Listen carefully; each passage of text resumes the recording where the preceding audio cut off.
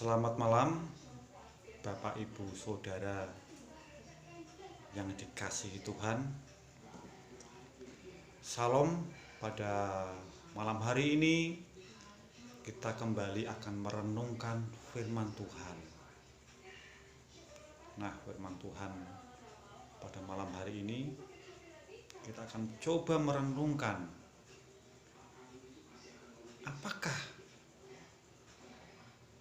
berkat Tuhan pada malam hari ini yang dicurahkan kepada kita melalui firman Tuhan itu. Baik, sebelum kita memulai merenungkan firman Tuhan, kita akan menyembah Tuhan. Kita akan mulai menyembah Tuhan dengan pujian Allah mengerti.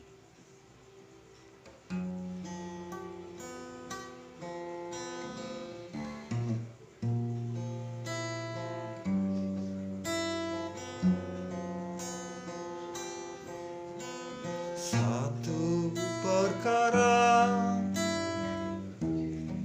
yang tak dapat aku mengerti, mengapakah harus terjadi di dalam kehidupan ini. Banyak perkara yang kusimpan dalam hati, mengapakah harus terjadi? Karena Allah peduli, Allah mengerti, Allah peduli segala persoalan yang kita hadapi.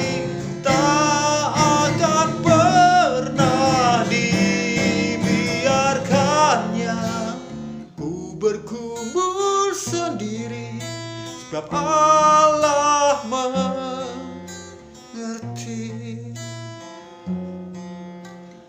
Allah mengerti, Allah peduli segala persoalan yang kita hadapi. Tak akan pernah dibiarkannya ku bergumul sendiri, sebab Allah peduli. Tuhan Yesus, Allah Bapa kami yang bertata dalam kerajaan surga yang mulia, Tuhan Yesus Kristus, malam hari ini kami akan sama-sama belajar merenungkan firman-Mu Tuhan. Kami akan mencoba mengerti berkat apa yang Kau curahkan pada malam hari ini pada kehidupan kami melalui firman-Mu ya Tuhan. Berikan hikmat kepada kami Tuhan, supaya kami bisa merenungkan, kami bisa mengupas apa pesan Engkau pada malam hari ini ya Tuhan. Kuduskan kami Tuhan, ampuni segala dosa dan kesalahan kami Tuhan, supaya kami layak untuk menerima firman-Mu ya Tuhan. Hanya di dalam nama Tuhan Yesus Kristus kami berdoa dan mengucap syukur. Amin. Baik, malam hari ini kita akan membuka firman Tuhan. Kita akan melihat kembali atau mencoba flashback ke belakang. Kita pernah mendengar cerita tentang, mungkin sering ya, tentang Tuhan Yesus memberi makan 5.000 orang. Nah, cerita ini sudah sering kali saya dengar. Tuhan dengan mukjizat yang dahsyat, Dia membagi roti dan ikan, memberi makan 5.000 orang. Dengan mukjizatnya, sampai bukan hanya mereka kenyang, tapi tersisa 12 bakul di situ. Coba kita akan membaca firman Tuhan, kisah tentang Tuhan memberi makan 5.000 orang. Mari kita buka di Matius 14 ayat 13 sampai 21.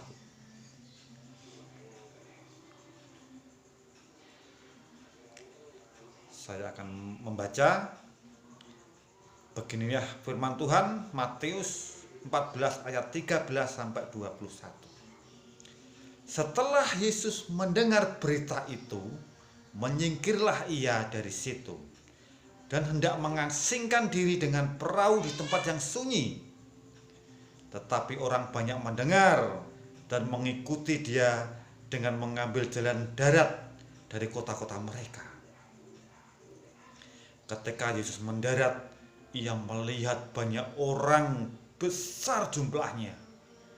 Maka bergeraklah hatinya oleh belas kasihan kepada mereka, dan ia menyembuhkan mereka yang sakit. Menjelang malam, murid-muridnya datang kepadanya dan berkata, "Tempat ini sunyi dan hari sudah mulai malam.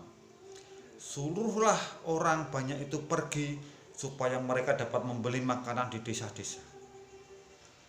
Tetapi Yesus berkata kepada mereka, "Tidak perlu mereka pergi, kamu harus memberi mereka makan."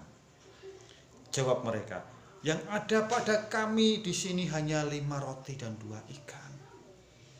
Yesus berkata, "Bawalah kemari kepadaku." Lalu disuruhnya orang banyak itu duduk di rumput.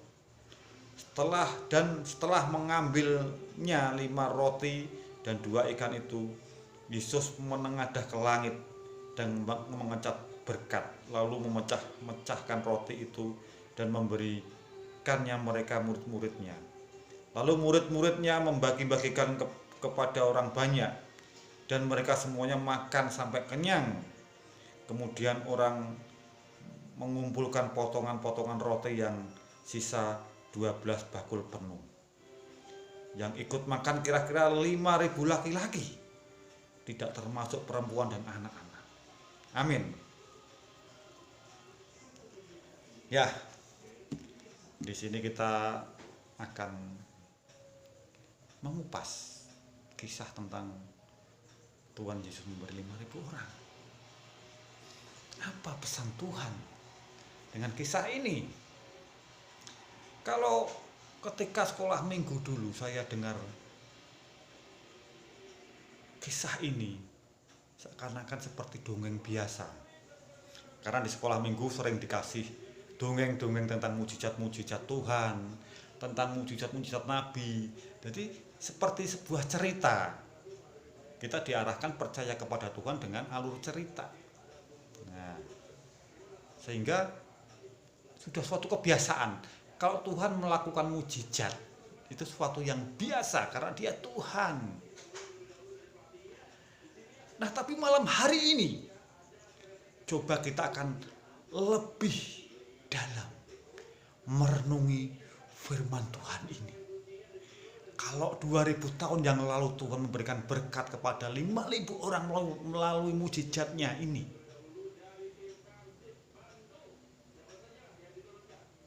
dan sekarang dengan Tuhan yang sama, berkat apa yang akan kita peroleh dengan firman Tuhan ini?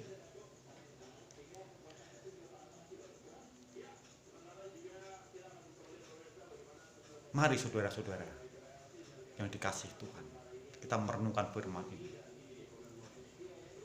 Ini dikisahkan Tuhan itu akan mengasingkan diri ke tempat yang sunyi, karena pada waktu itu ada suatu peristiwa yang dahsyat, yaitu Yohanes Pembaptis dipenggal kepalanya oleh Herodes.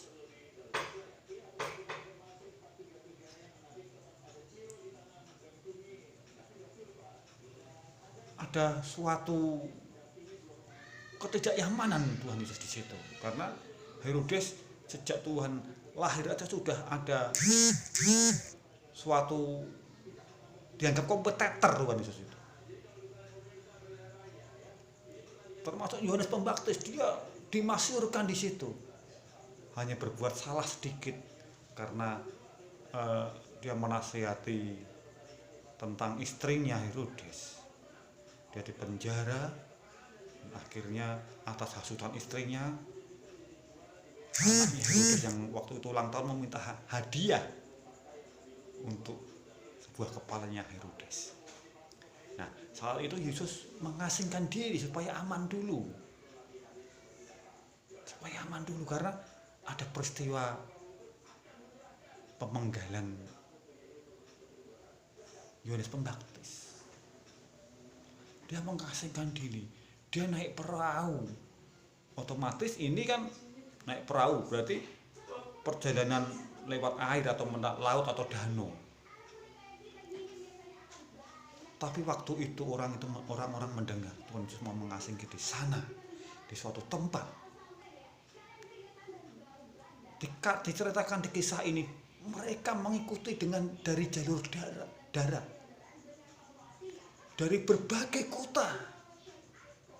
Mungkin kalau Tuhan Yesus dikisahkan di kisah sekarang, ilustrasinya dia naik kapal dari Surabaya ke Jakarta lewat naik perahu. Mungkin dari kota Surabaya, Kediri, Semarang, Cirebon, orang berbondong-bondong. Mungkin sebagian besar mereka jalan kaki. Mungkin orang yang kaya bisa naik keledai, naik kuda. Tapi sebagian besar orang jalan kaki. Mereka mendengar bahwa Tuhan Yesus adalah Tuhan yang penuh mukjizat. Mereka ingin mendengar firman-Nya. Mereka ingin juga diselamatkan. Hingga dari berbagai kota mereka mengikuti Yesus.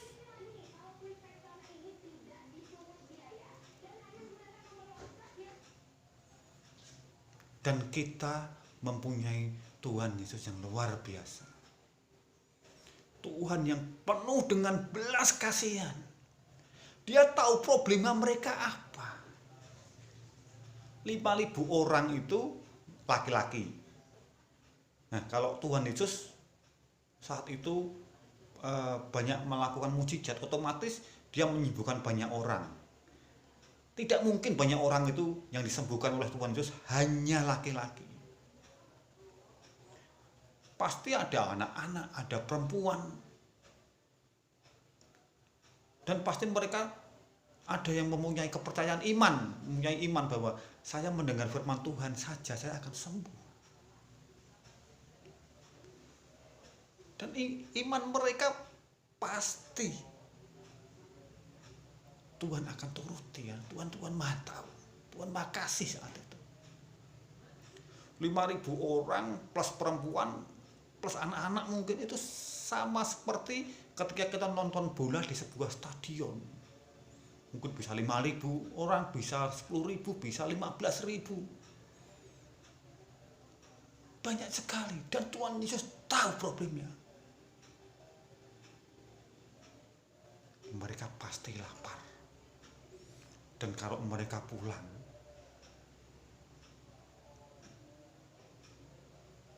pasti mereka akan kesulitan mencari makan. Sudah malam, mendengarkan firman Tuhan mungkin dari pagi sampai siang, lapar sekali. Dan Tuhan Yesus tahu, sehingga belas kasihannya turun. Dia mulai berbuat sesuatu yang dahsyat. Dengan 5 potong roti dan 2 ikan dia pecah-pecah. Dia bagikan sampai mereka kenyang. Dan saya yakin roti dari Tuhan itu bukan hanya kenyang, tapi roti dengan penuh mukjizat. Sehingga ketika mereka makan sekarang, dia berjalan pulang sampai kotanya, tujuan dia masih kenyang, dia masih kuat.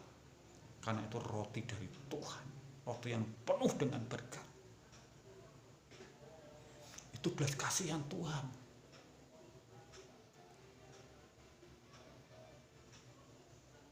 Tuhan tahu apa problem mereka.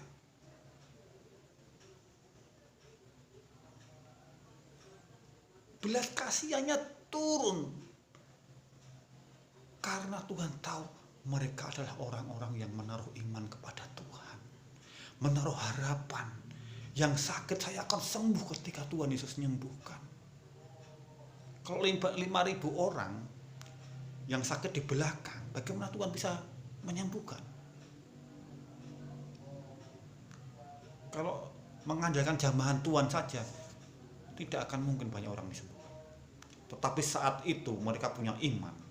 Mereka berkumpul, yang sakit Tuhan bilang yang sakit sembuh, maka serentak orang yang sakit itu akan sembuh. Karena dia Tuhan. Dia menyembuhkan orang banyak. Kalau yang sakit 1.000 misal, dia menyembuhkan, dia jamah. Kapan dia berfirmannya? Saya yakin, dia percaya waktu itu Tuhan menyembuhkan secara massal.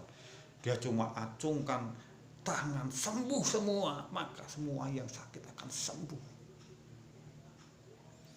Dan Tuhan sangat senang dengan orang yang punya iman seperti itu. Saya datang dari kota yang jauh, pasti Tuhan akan sembuhkan, disembuhkan. Ada yang cuma ingin mendengar kebenaran firman Tuhan di situ. Tuhan mengajar. Bayangkan 5.000 orang, satu stadion. Apakah ada loudspeaker pada waktu itu? Tapi mereka terberkati dengan firman Tuhan. Dia mengajar. Pasti ada mujizat yang dinyatakan di situ, sehingga mereka mendengar semua apa yang dikatakan Tuhan. Amin. Di sini mujizat Tuhan terjadi dengan firman Tuhan itu.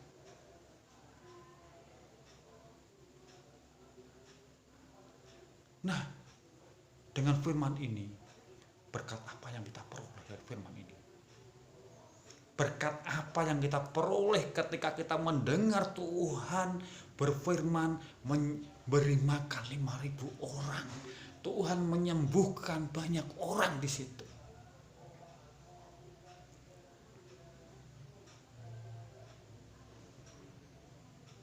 Coba kita renungkan. Pada waktu itu, perlu suara Tuhan dulu waktu menyembuhkan. Sembuh. Akulah jalan kebenaran dan hidup. Mereka mendengar sendiri dari Tuhan. Sehingga mereka dari kota yang jauh mereka datang. Mungkin dari luar provinsi mereka datang. Tetapi hari ini kita orang-orang diberkati Tuhan.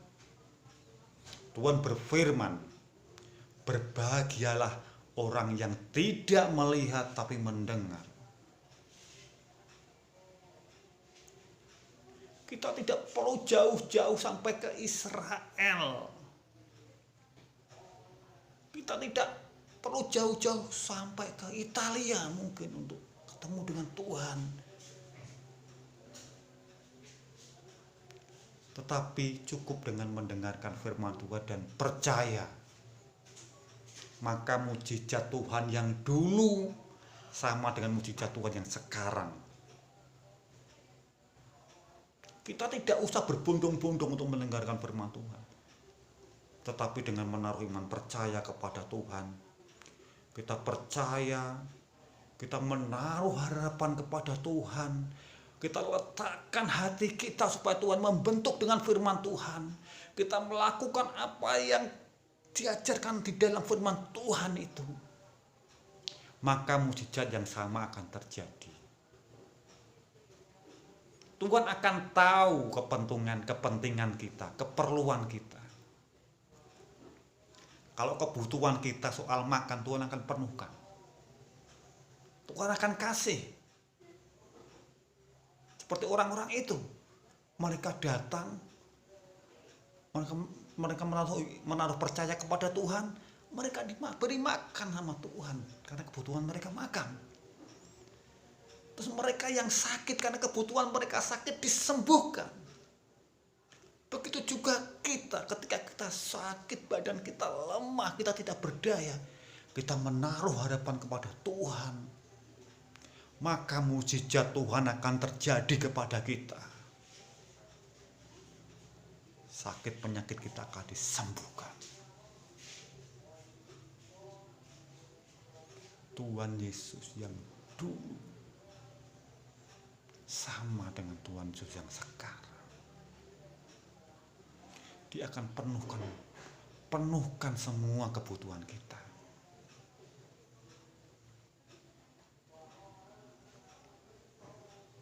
Waktu kita bukan waktu Tuhan, tetapi waktu Tuhan adalah waktu yang terbaik bagi kita. Dia akan kasih kebutuhan kita sesuai dengan waktu yang tepat. Maka dari itu Bapak Ibu Saudara, dari renungan firman ini kita bisa menyimpulkan, ketika kita menaruh harapan kepada Tuhan, kita menaruh iman percaya yang besar kepada Tuhan, maka Tuhan akan penuhkan semua keperluan kita. Haleluya. Bapak Ibu Saudara percaya kalau Tuhan kita dahsyat, kalau Tuhan kita luar biasa. Saya pun juga. Saya sangat percaya, saya sangat menaruh harapan besar kepada Tuhan. Baik, firman Tuhan